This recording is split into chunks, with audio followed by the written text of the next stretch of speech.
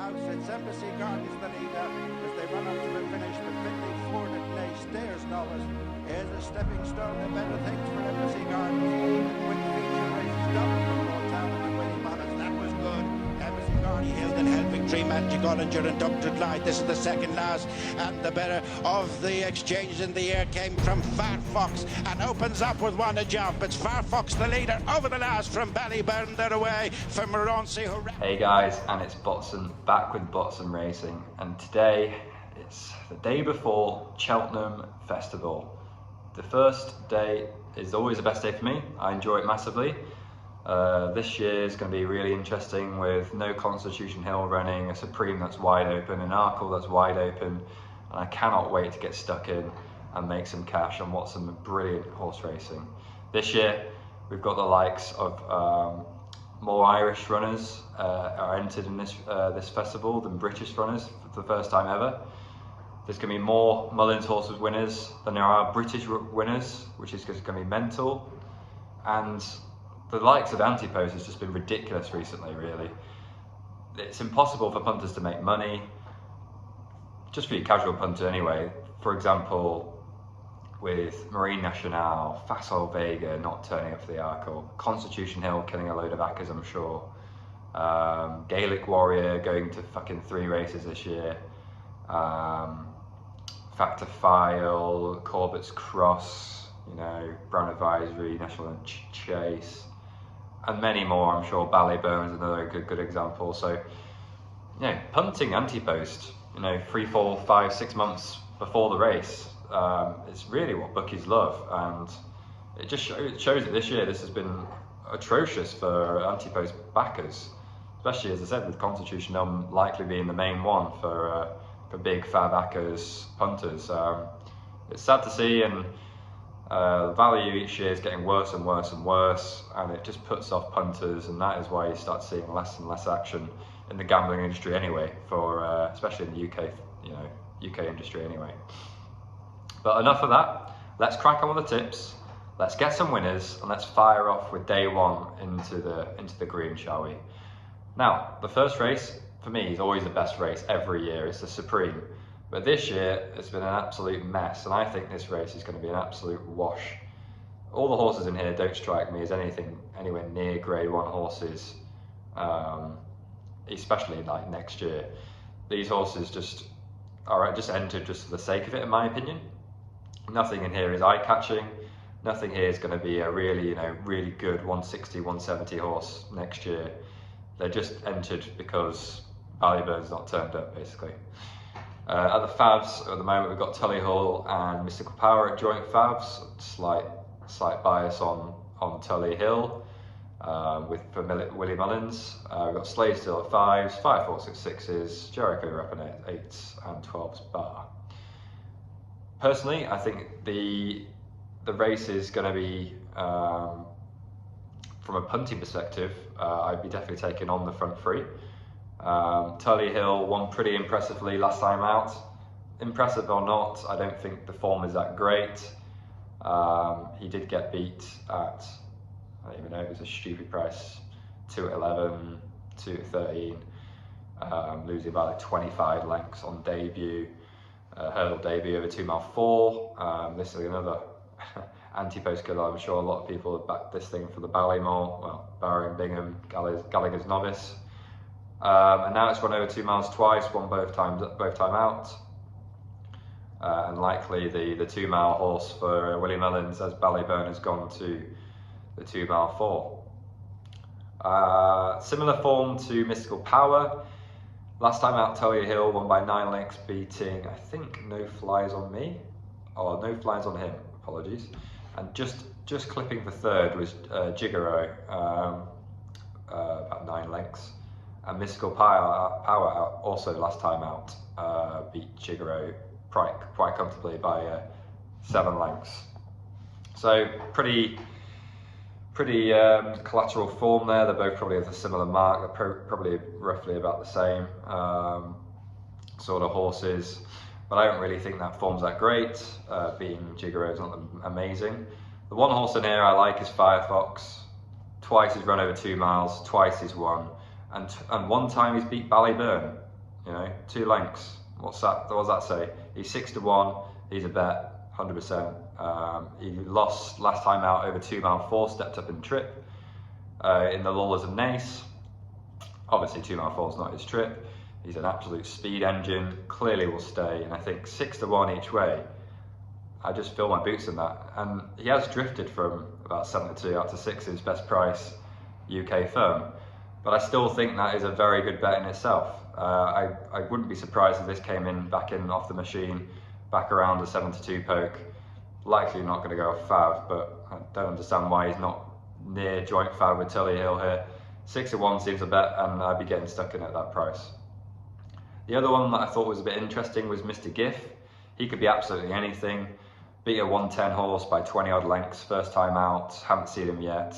Darryl Jacobs on board. He always gives horses to run a decent race. So again, I could see 11s, 12s top price. Probably be playing that as well each way. I know Sky have a promotion as well for this race, the Supreme. Obviously they sponsor it. So if you are going to have a bet on this win only, then look to back there, as you'll get your money back as a loser. The edge on that's probably back in either the fav or the outsider, depending how much you want to win or just get your money back for a free hit. I'd likely just be back in at the front end of the market, and then basically you've just got a 3-1 poke to win, 60 quid profit or 30 quid profit, depending on what your promo is. Or you can basically have a free hit and you'd be really happy you win a monkey or win 250 quid if the outside of the field wins. But personally, I'd be back in Firefox. I'd be having some money on that if I had the promotion, and getting on and smashing up the prices on that one. 6-1 seems huge. Get on. That's all I can say. The Arkle, Gaelic Warrior. What can we say about this horse? Thought we were going to go to the Stayers. Thought we were going to go to the Brown Advisory. Then we thought Turners, and now we've ended up at the Arkle. How we managed to go 2 miles with this horse, I don't know. I thought that this was an out-and-out stayer horse. I thought that we'd go over hurdles, win an easy stayers division with weak company, and just hose up. But this is what Antipos can do to you. You don't know where this horse is going to get campaigned. There's too many races per festival, and somehow Gaelic Warrior has gone over 2 miles in the Arkle after unseating last time out against Factor Foul in a 2-mile race, 2-runner race I should say, 2.5 miles in the Dublin Racing Festival. Looking at the other opponents, we've got Elete Tomps, another Mullins horse, Hunter's Yarn, another Mullins horse, Corlixios, Founder 50, JPR1 and 12's Bar. The form with Elete Tomps and Founder 50, I don't think that's that strong. With Marine Nationale and Facile Vega sort of, I don't want to say the word flopping, but they've definitely not performed this season. Marine Nationale definitely had some sort of breathing difficulties, even if Barry O'Connor wants to say differently, that it was the ground. Clearly he's got some sort of ick, and obviously isn't running because of that. If you should have said that, you should have said that honestly, because again, that's another reason why people probably filled up a Marine Nationale, because he came out saying he was absolutely banging form, and then a week later he got pulled out, funny enough. And Facile Vega ended up going to the Turners. So suggests to me that the Arkle on especially those races anyway, Founder 50 has been going against Facile Vega and Elete Tomps in DRF Arkle chase, suggests to me that it's probably weak form and ones to take on. I really like Hunter's Yarn at a price. I can see 30-2 best price here. Again, Darryl Jacob on board, Simon Near Colours. Should have won in his seasonal return over hurdles. Fell at the last, I believe, absolutely cantering by about 10 lengths. Unseated, fell, really bad jump. Is a jumping improved next time out, winning very, very comfortably. Won by 10 lengths in front of Path de Row, and also I really like, and probably will tip up in the later races in the season, in the festival I should say. And I think just 30-2 for an unknown progressive type chasing is probably one to bet, and in a field that you can get 13-2 when I don't like a 6-2 poke, 15-2 poke, a 7-2 poke, and slightly against Gaelic Warrior. Seems the right price to get stuck in at 13-2 on Hunter's Yarn. and hopefully Willie Mullins can fire in another one after 2 races. So I think Hunter's Yarn at 32 is probably definitely a bet. Gaelic Warrior, I do have a few anti-post slips on him, 10s, 5s, 6s, after he fall against Factifile. He's just too short now. I wouldn't be steaming in at 5-2. He's the worthy favourite. He did beat Elete Tomps in his penultimate run, I think, at Limerick. That was a 2 miles 3. Now I remember Patrick Mullins gave a big strong word to Danny after running in that race, because he came up on the inside and there was a big racing fiasco on Twitter, basically saying, what are you doing, you know, and Patrick should be doing this, and basically it got into a massive debate, and I just thought it was a bit farcical, but shows that definitely the number 1 horse is definitely Gaelic Warrior compared to Elete Tomps, and price wise I wouldn't be that short on Gaelic Warrior, and I'd probably side with Hunter's Yarn. If you're looking for a double or trebles, this is probably one to put in, Gaelic Warrior, but I wouldn't be steaming into 5-2s personally. Next is the Ultima.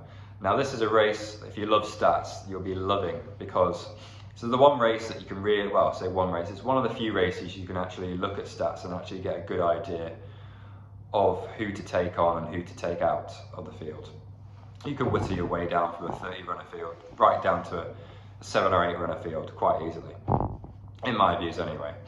Now you want to look for a horse that's aged around 7 to 9, weighted around about 10 stone 8 to 11, is it 10 stone 8 to 10 stone 6 to 11 stone 8 I think? 10 stone 6 to 11 stone 8 I think is roughly the range you want to go for, and you want a horse rated above 132. I've got a couple here. I've got Trelawne, Weveallbeencaught and Lord of Mesnil. The only one that's the outlier is Lord of Mesnil. He's aged 11, but I just think his place value is pretty big. So we'll go on to the main fancy anyway, which is Weveallbeencaught. Now this horse has been running in graded company and group company for a while now. Last time out ran in a class 3 handicap chase, finished absolutely nowhere, last of 6, losing by 22 lengths. There was something up with him that day. The vet said I think his shoe wasn't on properly, or he lost a shoe. Clearly wasn't run anywhere near to the form he should be doing. Put a line through that, scraped it off the form sheet, and he's coming in here as a graded chaser into a handicap of a mark of 134. Brilliant. I'm getting stuck in at that price, 10 to 1, fill your boots. You know, that sounds pretty tasty to me. Another thing is obviously Ireland or Irish trained horses don't have a really good record on this. You're looking for horses that are British trained, 7 to 9, and this fits the bill pretty nicely. Sam Twiston takes a ride, hopefully he can fire in one of these. Trelawne is another horse that I've sort of, almost my cliff horse, this one. I sort of followed this one last year when it was on like a 3 running winning streak, got the hat trick. I kept following this horse every time it was sort of entered into a race, following it in anti-post, and it just kept in turning up. So I'm glad it's turned up to the Ultima. It's a bit short, but finished 3rd out of 3 behind Krabilly, which I really like for the plate.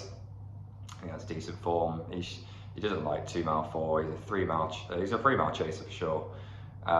Age 8, mark 144. That's perfectly fine. And Harry Copton takes a ride, which is interesting, as David Bass is usually the one that takes board. So nice to see Harry Copton on board, and you know it's never a bad thing when Harry Copton's riding your horse with the form he's been in this season. And Lord of the Mill, I thought he was good as a place angle.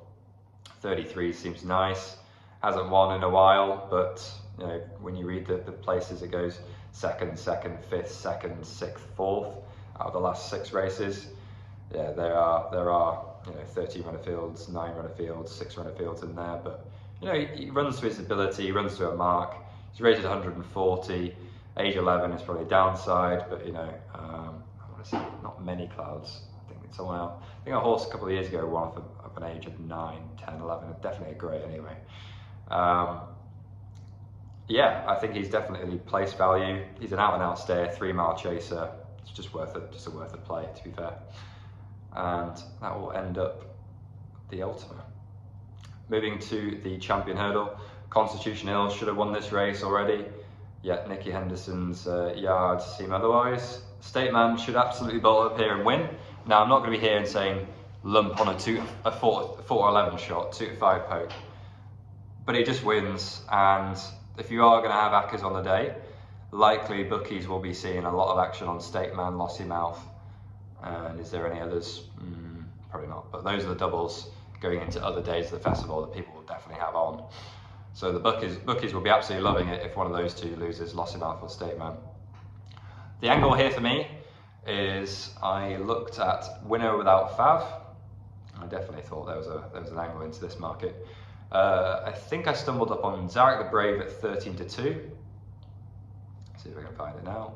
That'd be handy. I think I stumbled on Zarak the Brave at 13-2 at Hills, which he still is, and Nemean Lion at 9s. Those are the two bets I'd like. I mean, I'm not going to go into the form because there's not too much form reading into this. It's just I'd like to take on Irish Point. Iberico Lord's too short for me now. You know, I thought he'd go to the Canty Hurdle, but I don't think he's champion hurdle material. I think Zarak the Brave and Nemean Lion's value is pretty nice. 9s and 13-2 respective. Let's move swiftly on, shall we? Into the next race, the Mares Hurdle. Now, the Fav, Lossymouth, she has never ran over 2 mile 4, and she's odds on. Can you believe it? I can't, but the whole market can. She's obviously clearly really, really good. She's very, very good. She won really impressively last time out, albeit over 2 miles. But if she were not to stay, or she was not to turn up, I just think Ashroe Diamond is just a brilliant price each way. I just think it's a great price. She's been on the drift for a while. Again, I'm not too sure why. But she's just a bet, I think, place-wise. And if you can get winner without, I'm not even sure if you can get winner without, but if you can get winner without, she is probably a bet. You can get winner without. Hello. Lossymouth. Without Lossymouth. Yeah, 5-2, 11-4 seems nice. Yeah, I'll throw that as a tip as well. I didn't even realise the offer this. 11-4, Ashroe Diamond, and each way, 13-2. Yeah, stick that in there. Again, this is just a nothing race. I mean, if I wasn't really, I mean, it's a race you don't really want to be having a bet in, but 30-2, pretty much for a free hit. She'll place in the top 3. Yeah, I just can't see her not placing, to be fair. And she'll likely get punted off the boards. The owners are very, they like to have a punt, so even if it does drift on the day, it probably will go for about 92 on the day.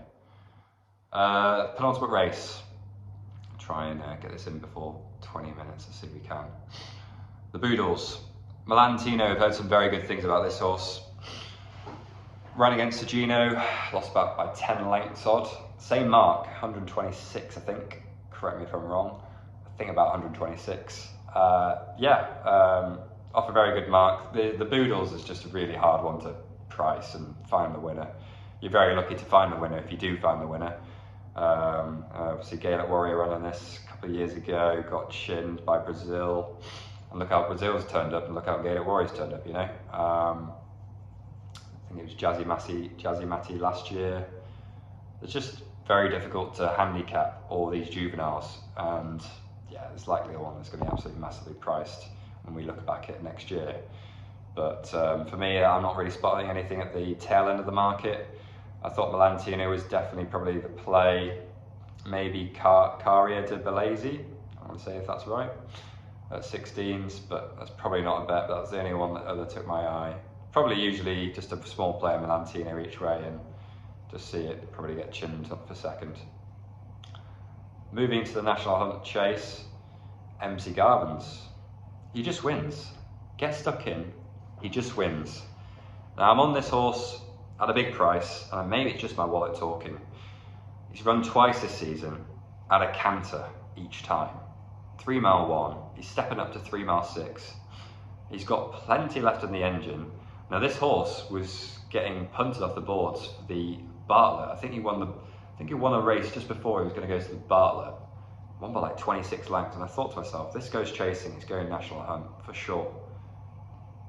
And I still think 2s is probably a good bet here, 2-1. He's my nap of the day. 2-1 Embassy Gardens is an absolute banker. I say banker really loosely, but I just think he's an absolute steam play tomorrow. Corbett's Cross, he's a horse that is so unreliant and so inconsistent. You don't know what you're going to get with him on the day. I mean, he was going to go 3 mile 1 Brown Advisory. Last year at Cheltenham's Festival, he ran into the wings of the fence. So I can't really have him at 9 to 4, especially after falling last time out. 9 to 4 is ridiculously short. Salvatore Ziggy I can't really have. I can kind of see Apple Away, and everything else just won't win. I just cannot see how this is an Embassy Gardens loser here. And I'm, as I said, willing to put good money on this horse winning tomorrow. It is the nap of the week. Is it the nap of the week? It's the nap of the day for sure. It's nearly a nap of the week. That's how confident I am with this horse. And hopefully it comes up and bolts up. Though the interesting thing is Derek O'Connor is on board Corbett's Cross. Very good booking. He'll probably get the horse going and give it a good chance. But I just can't see Embassy Gardens losing on the day tomorrow. And that will cap day 1 of the festival. Good luck, guys. I hope you get stuck in. I hope you make some money. The tips today aren't the big each prizes that we have hit previously last year. I'll name a couple, like Commander of Fleet 66s for the Coral 2 years ago. We had Third Wind as well at 25s. We've had some other amazing prices. I'm hoping this year it's going to be exactly the same. I'm buzzed. I couldn't be any more happier. Hopefully the sun and the weather's going to be good. I'm out here in Gibraltar living life, being on the Guinnesses. You just can't beat it. You just can't beat it. And hopefully tomorrow we end up with a nice juicy profit, as we should do always when you follow bots and tips. But have good luck, guys. If I can get my words out. If you are going to put some trebles in, I don't like doing trebles or accas or anything like that, but if you are going to put trebles in, the one treble I would suggest is probably State Man. I don't even know if I want to suggest Lossy Mouth over 2 mile 4. If you're going to have trebles for the week anyway, just put in Lossy Mouth. Sorry, not Lossy Mouth, State Man. State Man should just win at a canter. I can't see him losing. And maybe leave a couple more, maybe Gallop into Champs and Ballyburn for the Ballymore, stuff like that. But that's all for me. I'll catch you guys later for the day 2 tips, and hopefully when I do my video on the day 2 tips, I'll be raking in the cash for MDC Gardens in the National Home Chase 3 mile 6. See you guys. Bye bye. CSA. Get stuck in.